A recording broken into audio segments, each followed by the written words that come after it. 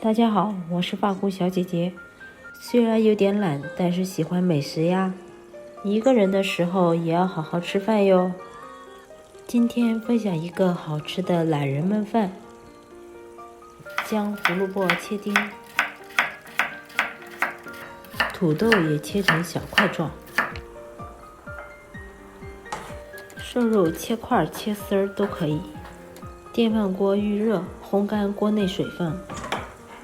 预热后，锅内加油，将切好的肉丁倒入锅内，翻炒均匀。肉丁变色后，加少许酱油调味。将土豆、胡萝卜丁倒入，继续翻炒。加入少许盐，翻炒片刻，将淘好的大米倒入锅内。再加入适量的水，漫过米1厘米，盖上锅盖，按煮饭键煮至就可以啦。米饭煮好后，切一点小葱，加入调味，香喷喷的懒人焖饭就煮好啦。怎么样，还不错吧？